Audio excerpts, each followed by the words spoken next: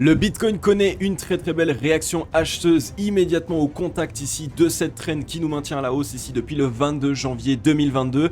Comme vous l'avez vu hier, on a eu une clôture daily qui a été assez intéressante, une légère mèche qui a été revendue. La question que tout le monde se pose, c'est est-ce que ce rebond est fiable? Est-ce que le Bitcoin ainsi que le marché crypto-monnaie dans sa globalité en 2022 va partir à la hausse? Ou est-ce que malheureusement nous sommes ici encore sur un fake out et on risque de partir bien plus bas? Eh bien c'est exactement ce qu'on va voir ensemble dans cette émission, alors restez jusqu'au bout. On va aussi évidemment aller passer le crypto total, ensuite on va aller analyser le Ethereum, la Bitcoin dominance, Ethereum face au Bitcoin, le Atom Cosmos ainsi que le Theta. Alors un menu très complet, vous avez tous et toutes envie de savoir ce que va réaliser le Bitcoin et le marché crypto-monnaie en 2022. Alors restez bien dans cette émission parce que c'est ce qu'on va aller voir tout de suite.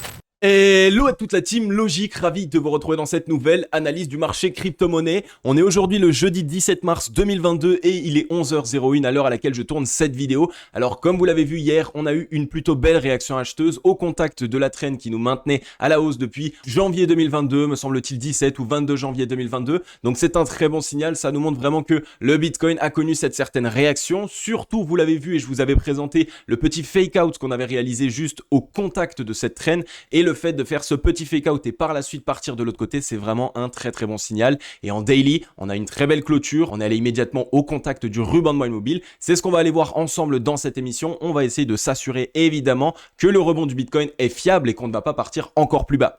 Alors si les amis, évidemment, si cette émission vous plaît, si le menu vous plaît, si vous kiffez au quotidien les émissions, n'hésitez pas à mettre un gros like et un gros commentaire avant de démarrer l'émission. Ça fait vraiment super plaisir et ça permet à la Team Logique de se développer de plus en plus en 2022.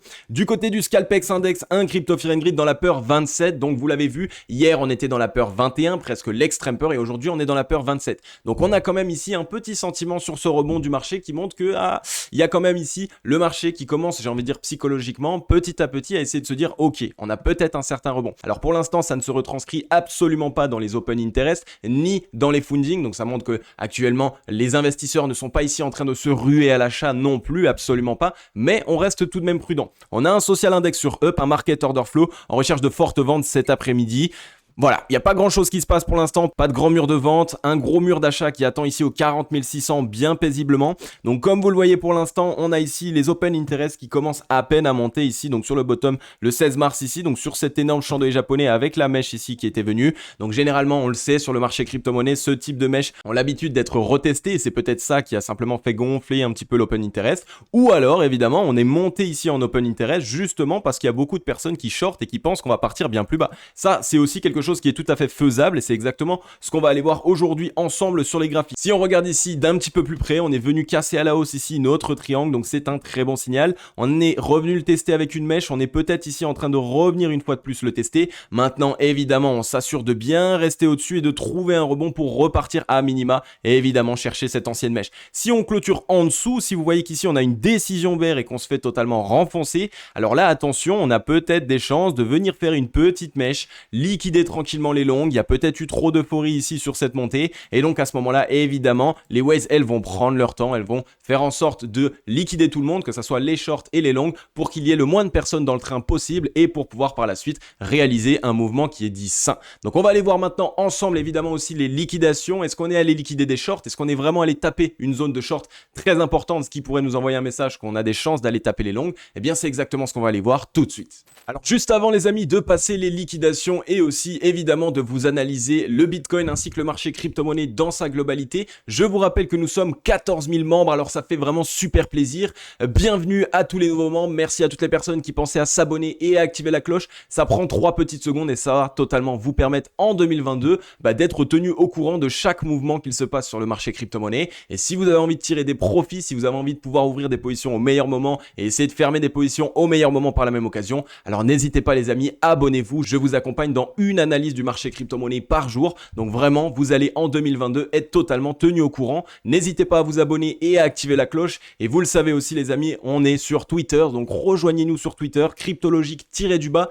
Tous les liens sont en description. Mon Twitter, mon Telegram, mon Instagram, bref, tout est en description. Rejoignez-nous parce que en 2022, je vais vous faire gagner un maximum de choses. Ok, nous voilà ici sur les liquidations. Donc vous le savez, quand on a des mouvements assez importants, que ce soit à la hausse ou à la baisse, je passe les liquidations afin de voir est-ce que nous sommes sommes allés chercher les zones stratégiques. Donc est-ce que oui, les Waves ont bien réalisé ce mouvement stratégiquement, sont allés récupérer des liquidités dans un camp, et donc généralement à ce moment-là, les Waves, qu'est-ce qu'elles font? Eh bien, elles essayent d'aller chercher les liquidités de l'autre côté. Alors si on regarde maintenant, on voit que ces derniers temps ici, on est de toute façon plus dans des liquidations short. Donc on est vraiment en train d'essayer de s'attaquer aux short. C'est un très bon signal. On voit que petit à petit, plus on avance, au plus on liquide pour l'instant de moins en moins de longues. On voit qu'ici on était venu liquider 64 millions de longues, ici on est venu liquider seulement 36 et ici on est venu liquider seulement 26. Donc c'est plutôt un bon signal, ça nous montre que pour l'instant il n'y a vraiment pas d'euphorie sur le marché. Donc lorsqu'on fait des mouvements baissiers pour tester la demande et pour liquider, eh bien on ne liquide pas grand chose. Donc lorsqu'on ne liquide pas grand chose chez les longues,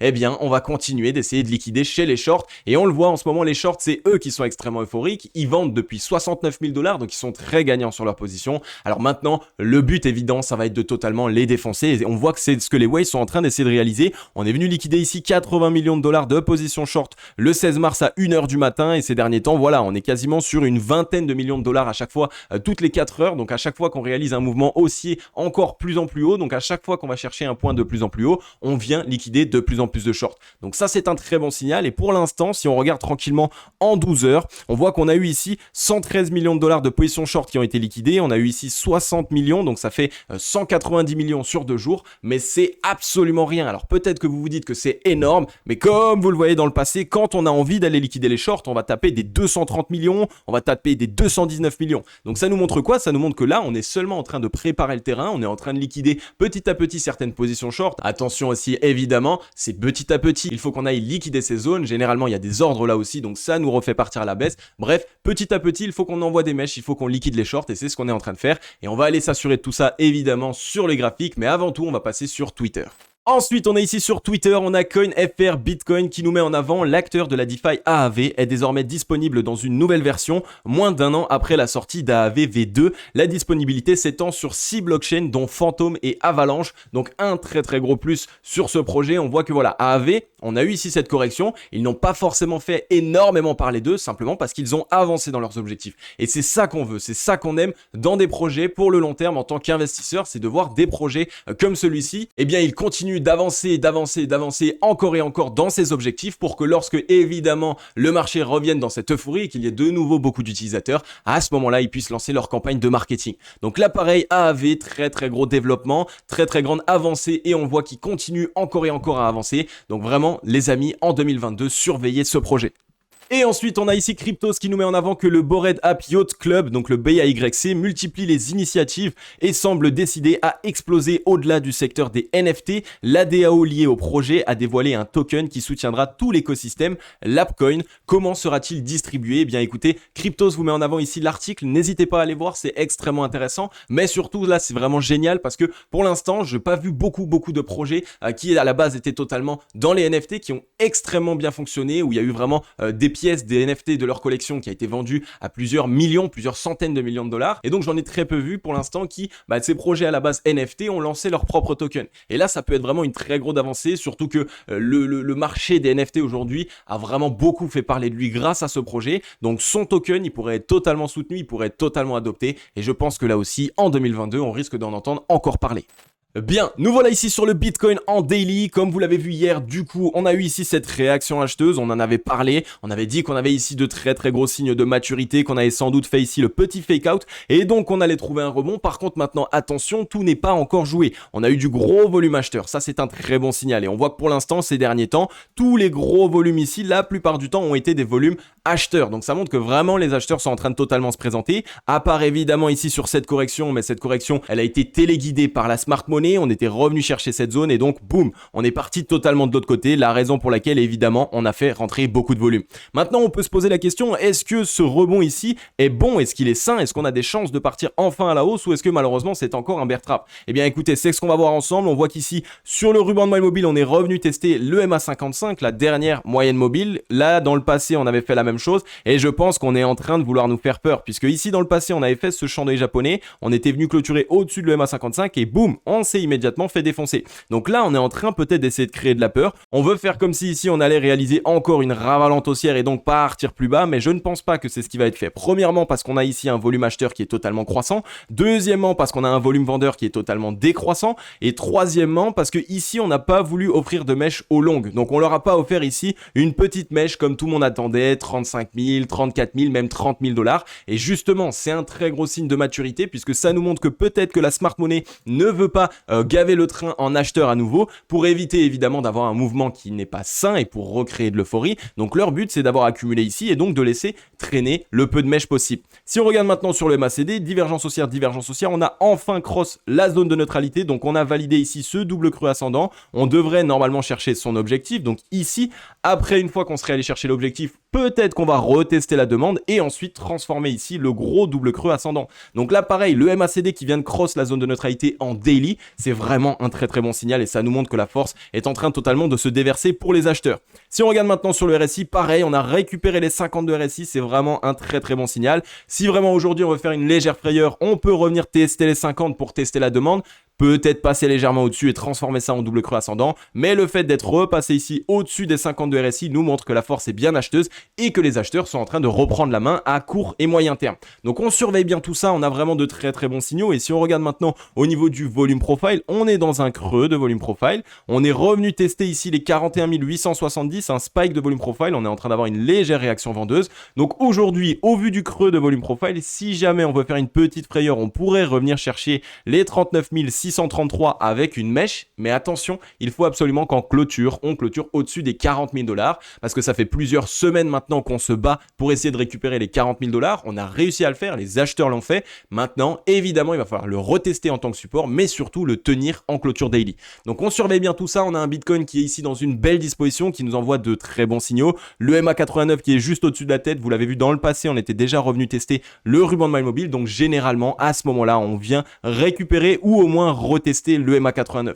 Donc on surveille bien tout ça, on aura peut-être ici une petite opportunité aujourd'hui, n'hésitez pas à laisser traîner évidemment des ordres, notamment sur les 39 600, 40 000 $, à ce moment-là ça pourrait vous permettre d'avoir une belle position, mais comme d'habitude les amis, aucun conseil en investissement, restez prudents et surveillez bien ce qu'il se passe. Ensuite on est ici sur le Crypto Total qui lui aussi nous partage de très belles indications, on était dans ce triangle de compression depuis le 22 janvier 2022, pareil, réaction acheteuse hier, on est revenu casser du coup ce triangle de compression. Aujourd'hui, on voit qu'on a un champ d'œil japonais qui est venu avec une mèche directement retester ce fameux triangle de compression, ce qui est un très bon signal. Généralement, ce qui se passe, c'est qu'on vient faire ici une clôture au contact, comme dans le passé ici, puisqu'on l'avait déjà fait dans le passé, et donc on vient créer cette peur pour faire comme si on allait être rejeté. Finalement, on reteste simplement la demande avec la mèche, on reteste en tant que support ici ce triangle de compression, ce qui est assez difficile à voir à l'œil nu quand on n'est pas un investisseur aguerri entre guillemets. Simplement pourquoi ? Simplement parce que ici, c'est compliqué de se dire qu'on a réussi à réaliser une cassure. Alors pour l'instant, la cassure n'est pas encore valide et c'est la raison pour laquelle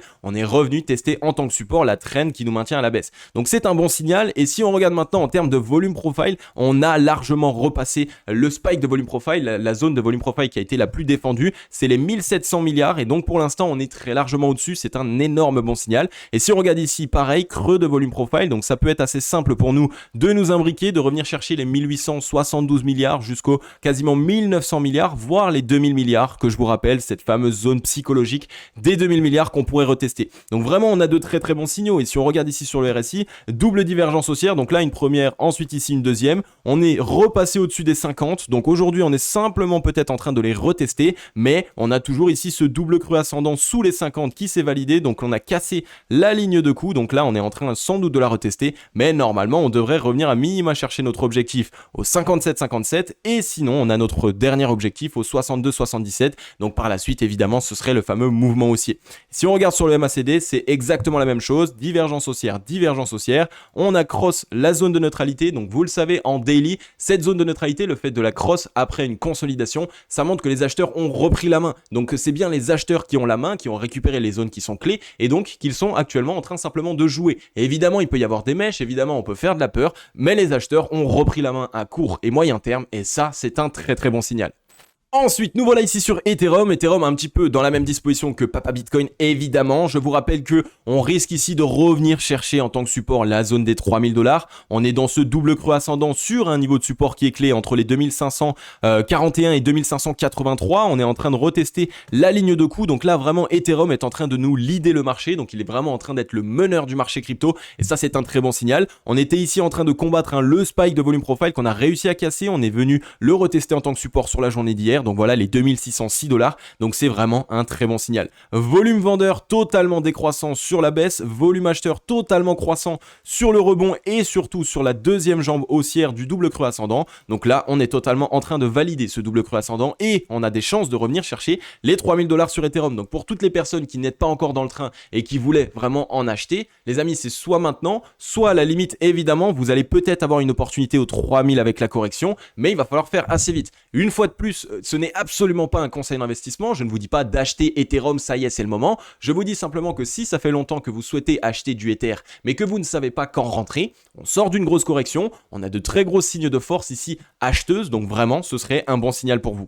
Et si on regarde sur le ruban, on est revenu dans la moitié du ruban. Aujourd'hui, qu'est-ce qu'il peut se passer du coup au vu de la disposition du ruban? Il y a deux possibilités. Soit on revient tester le MA20 aux 2686 $ et ensuite on trouve un rebond pour revenir chercher à minima le MA55, soit on envoie vraiment ici un gros chandelier japonais et on casse le MA55, on revient tester le MA89 aux 3000 de cette manière et ensuite on se fait rejeter, on reteste le ruban, à la limite on revient tester la ligne de coup aux 2731 qui là, je vous avoue, serait quand même une belle opportunité pour vous. Donc surveillez bien tout ça, on a vraiment un Ether qui est vraiment bouillant, double creux ascendant, divergence haussière, on casse la zone de neutralité, on est en train de revenir chercher ici la ligne de coup de notre grand double bottom, celui qui vraiment pourrait nous relancer. Donc là les amis, si on casse, si vous voyez ici la cassure de cette ligne de coup, alors Ethereum a vraiment de grandes chances de nous montrer de très très gros signes de force en 2022. Et si on regarde sur le RSI, pareil, on est revenu au-dessus des 50, donc léger retest des 50, c'est tout à fait possible, petite frayeur au 48,91, mais ensuite normalement on devrait totalement trouver un rebond. Donc on surveille bien tout ça, Ethereum a bien validé toutes les zones, les acheteurs sont en train de se représenter, il a bien consolidé, il a bien récupéré de la force, il a aussi bien corrigé, donc surveillez-le en 2022, vous allez voir qu'il nous montre de très gros signes de force. Ensuite, un rapide mot sur la Bitcoin dominance, c'est toujours la même chose, donc je ne vais pas vous le passer forcément très longuement. On est en train de revenir tester ici cette traîne, donc c'est sans doute ce qu'on va faire, revenir tester ici cette traîne, je vous enlève le ruban comme ça vous pouvez voir. Donc cette traîne qui nous maintient à la hausse depuis le 3 février 2022, on va sans doute revenir la tester avec ce niveau de support des 43,03%. Et ensuite, normalement, si on trouve rebond, à ce moment-là, on a de grandes chances de repartir fortement et d'aller casser enfin les 44%. Donc ça nous montre quoi? C'est un petit peu comme je vous l'avais dit déjà la semaine dernière dans les émissions, je vous avais dit qu'on a ici vraiment le Bitcoin qui cherche à réaliser un mouvement très important et donc le fait de voir la Bitcoin dominance partir à la hausse avant que le Bitcoin parte à la hausse, ça montre que l'accumulation est actuellement en train d'être faite sur le Bitcoin et donc évidemment que le Bitcoin risque de réaliser des meilleures performances que les altcoins à court terme. Et c'est vraiment ce qu'on est en train de voir actuellement, même si vous voyez des fois des petits pumps, des altcoins qui font 8, 9, 10% dans une journée alors que le Bitcoin n'a fait que 4, généralement le Bitcoin va faire une petite correction pour tester un niveau de support et ça va totalement défoncer cet actif en question. Donc surveillez bien ça, on a vraiment ici un Bitcoin qui nous offre de belles opportunités pour 2022. On a vraiment ici cette intention, j'ai envie de dire, de la part de la smart money, de la part des Waze, d'accumuler du Bitcoin, un petit peu moins des altcoins. Donc on est dans cette pleine rotation de secteur. C'était les altcoins qui avaient totalement explosé. On revient d'une altcoin season, même du shitcoin season entre guillemets. Donc maintenant, rotation de secteur, c'est Papa Bitcoin qui revient prendre son trône. Donc surveillez bien tout ça et pour toutes les personnes qui êtes trop exposées aux altcoins, attention, j'ai envie de dire, mettez en place un plan d'action d'investissement, mettez en place une stratégie.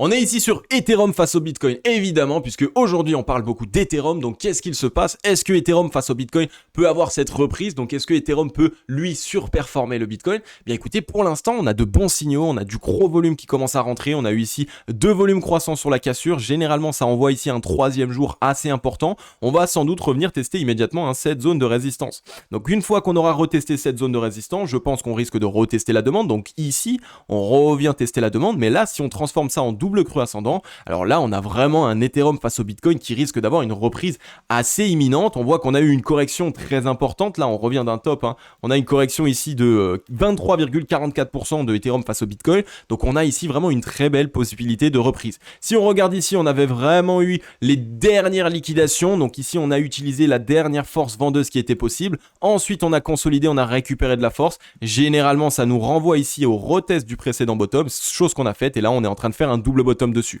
Donc là, il y a tout ce qu'il faut pour nous dire que vraiment Ethereum face au Bitcoin est en train de se remettre dans une très belle disposition. Il y a du volume acheteur, il y a un volume vendeur qui est décroissant. Si on regarde sur le MACD, c'est très très propre là aussi. On a eu ici une belle divergence haussière, on a eu pas mal de divergences haussières, on a recassé la zone de neutralité, on l'a légèrement retesté ici sur la journée du 14 mars 2022. Donc là, voilà, c'est le moment. Normalement, on risque d'aller rechercher ici notre ancien mouvement assez haussier, j'ai envie de dire, du MACD et même plus si affinité. Donc on a vraiment ici un Ethereum qui nous montre de gros signes de force. Là, on vient seulement de revenir chercher les 50, donc je pense qu'on va les casser de manière assez forte. On va les retester en tant que support et à ce moment-là, on va repartir. Donc, ça concorderait totalement avec ce que je vous ai montré. Et pourquoi est-ce qu'on pourrait casser les 50 ? Eh bien, parce que dans le passé, on est déjà revenu les travailler et on voit que ça a été totalement défendu. Ce qui se passe, c'est qu'ici, on est revenu tester les 50 et on s'est fait rejeter. C'est tout à fait normal parce qu'on revenait ici des 30 de RSI. Donc, quand on vient de la survente, la zone des 50 de RSI, passer au-dessus, c'est du surachat. Donc, c'est vraiment très compliqué de repasser. Donc là, on s'est battu. Si on avait été rejeté et qu'on avait retesté les 30 de RSI, alors là, évidemment, un rejet des 50 aurait pu être faisable. Mais là, étant donné qu'on n'est pas revenu chercher les 30 et donc que la demande a bien été présente pour les acheteurs, à ce moment-là, on a vraiment de gros signaux. Donc surveillez bien ça là aussi. Pour 2022, Ethereum nous montre de très gros signes de force.